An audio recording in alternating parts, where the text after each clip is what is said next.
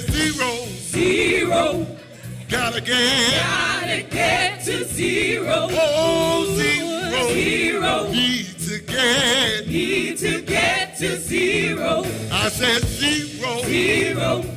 Gotta get to zero. Oh, zero. Zero. Need to get Come to on, y'all. zero. We can. If we try, y'all. We try. Hey. We can if we try. Oh, Lord. Zero. Zero. Gotta get to zero. Oh, zero. Zero. Need to get to Good zero. God Almighty, y'all. Zero. Gotta get to zero. Oh, zero. Zero. Need to get to Here we go, zero. y'all. We can. If we try. If we try. Hello. We can if we try.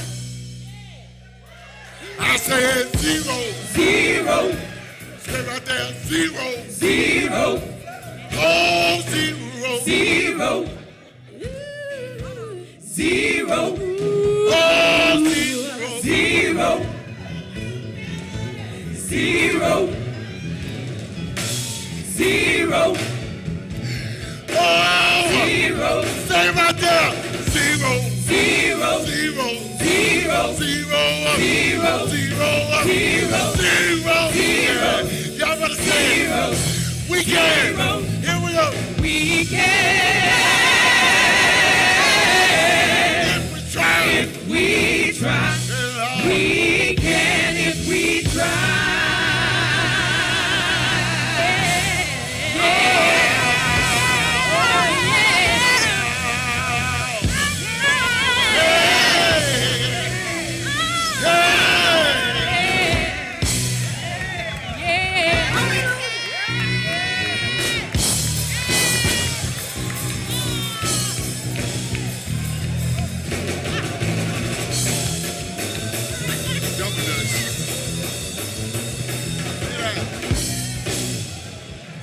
Stupid. Wow.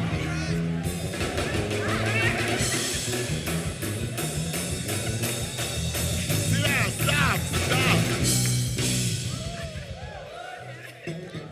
Y'all know I'm tired now, right? Woo. Jesus Christ. Gotta get to zero. Shh, say it. Zero. Not 3, 2, 1, but. Zero. Not 3, 2, 1, but. Zero. Z-E-R-O, zero. Zero. Z-E-R-O, zero. Zero. Z-E-R-O, zero. Zero. All right, y'all. I got hype. Zero. Stop. Holy Ghost. Okay, I quit. I'm done. Stop, y'all. Stop. I'm up here sweating profusely.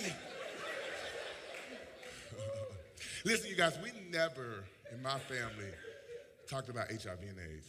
We talked about Magic Johnson, or we talked about it when people died, like Arthur Ashe, Eazy-E, Liberace, and we talked again about Magic Johnson based off of the fact that he became public about being HIV positive. Well, I never really met anyone. Wait a minute. I'm the only person, or the first person that I knew who had HIV. I'm treatment as prevention. If you're on your meds for 6 months, you become undetectable, the likelihood of you spreading HIV is 0.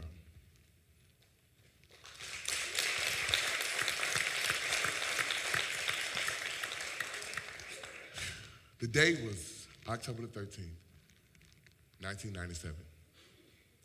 And me and my mom was sitting at the kitchen table, and we were eating And the phone rung, house phone rung. We had a house phone back then. So I picked it up. I said, hello.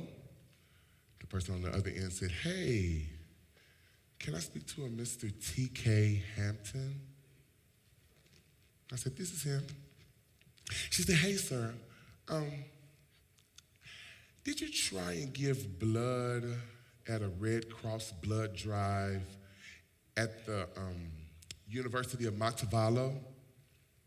I said, yeah, very proudly. She cut that short and she said, well, I'm sorry to inform you, sir, but we're not able to use your blood. It came back HIV positive. I said, what? She said, did you hear me, sir? Your blood came back HIV positive. I said, well, girl, what you want me to do about it? She said, I need for you to come down to the health department by the end of the day. Girl, you tried it. I'm not coming down to that health department. I live in Columbia, Tennessee. It's a small town. No, ma'am, I'm not coming down there. She said, well, sir, if you're not down here by the end of the day, we're going to send the police out to pick you up. I said, all right, girl, I'll talk to you later.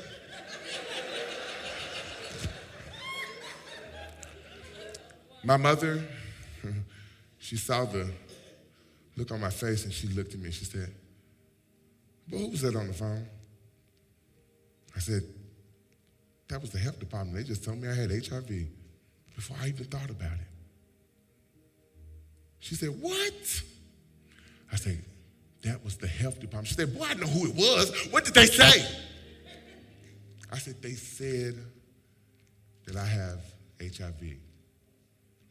She said, well, what do they want you to do about it? I said, well, they told me that I needed to come down there by the end of the day or they were going to send the police out to pick me up. She said, well, we need to go on. I said, I ain't going, Mama. Because HIV ends in AIDS, and AIDS ends in death. My mother looked at me and she said, you don't have to worry, and don't you be afraid. Joy comes in the morning, troubles they won't last always. For there's a friend in Jesus who will wipe your tears away. And if your heart is broken, just lift your hand and say, oh, I know that I can make it. I know that I can stand. No matter what may come my way, my life is in your hands. Hey, with Jesus I can take it. With him I know I can stand.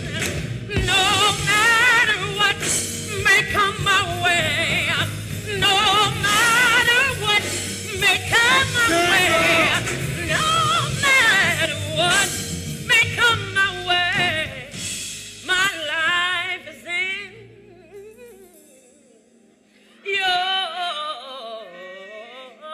your hand. Yes, it is. Oh, yes, it is. I made it. I made it, and I didn't have AIDS.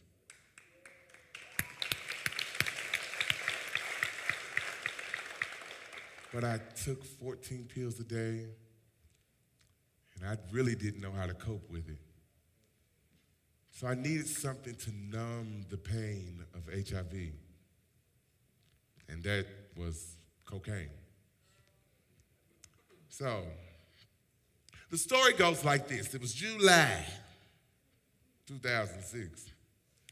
And I was at this club that I usually frequent. And I walked in like I usually do. Go to the bartender. Hey, Terry, what's up? Hey, man, give me a beer. Terry gave me my beer. I went to the bathroom, powdered my nose. I wasn't ashamed. I didn't have to go in no stall. I powdered my nose. This dude walked in. He said, hey, dog, let me hit that pad. I said, child, what you got? He said, I got this little pill. I said, word? Let's do it then. Bam. Now, that lets you know how much of a drug addict I was at the time, because I didn't even know what pill it was. But after about an hour, things started getting a little tricky. I was tore up from the floor up, beat up from the feet up. I needed to check up from the neck up. Child, I was gone. I was so gone. I said, you know what? I'm going to go home because I ain't going to be able to stay in this club like this. So I got in my Jeep and I headed downtown.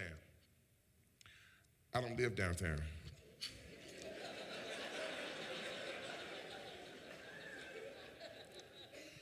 I don't even live near downtown. I don't even live in the same direction as downtown. I actually live in the opposite way of downtown. But I went on and drove downtown. And because I was high, I took a nap while driving. I woke up a week later in the Vanderbilt Trauma Unit. I broke through 3 vertebrae in my neck. I tore my eyelid.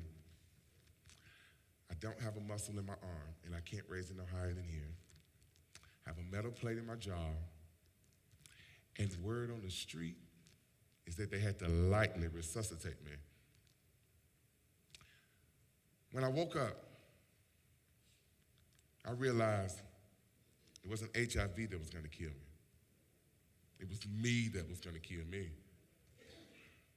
So after about 6 to 8 months of recovery and rehab,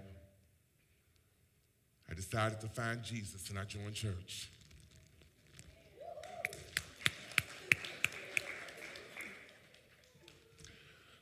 So the church that I joined ended up wanting to know more about HIV, and I jumped at the opportunity. The pastor sent me to California to Rick Warren's Church for World AIDS Day. And that's where I met, at the time, Senator Barack Obama, but it was President Barack Obama. He got on stage in front of the crowd, talked about the importance of getting tested, and he swabbed his mouth. Everybody got tested. It gave me empowerment. I felt great. So I decided to write a production, and when I got back to my church, we did the production.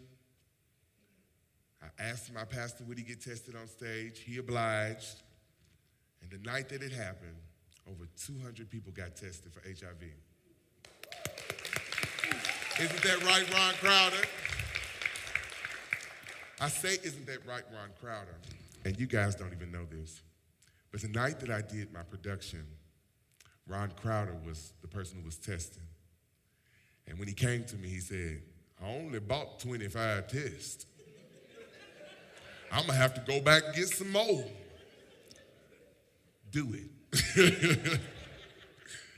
But yeah, that shocked me. It gave me strength.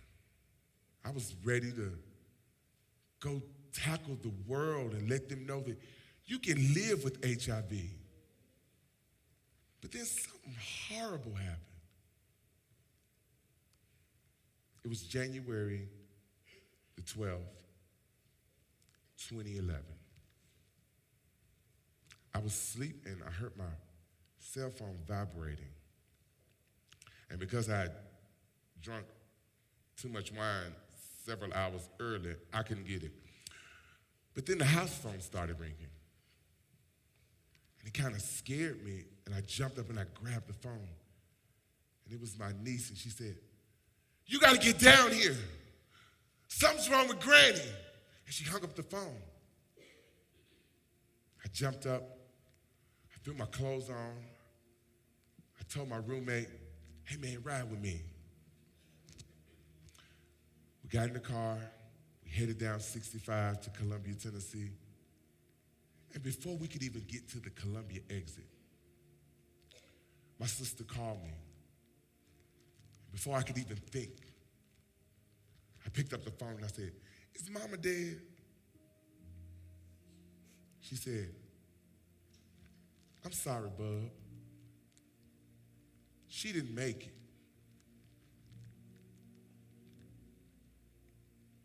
"What you mean she didn't make it? She wasn't even sick. She was only 57.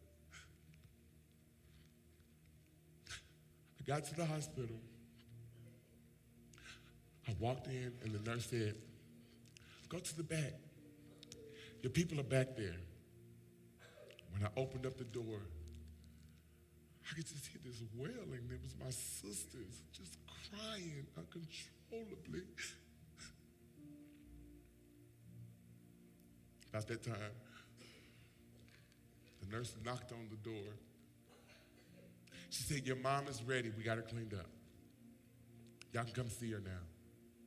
I told my sister, "No, I want to go by myself." So I walked down the hall. I walked in that room. I pulled a curtain back. Oh, God, what happened? What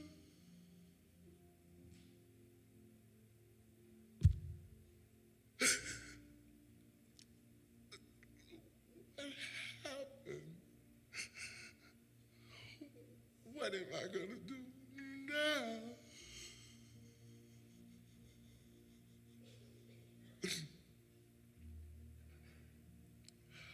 I didn't know what to do. You know, I knew how to live my life with my mother. But living my life without her is something different. Just when you think you're over it and it's okay, it'll still cut you. You have your good days, you have your bad days.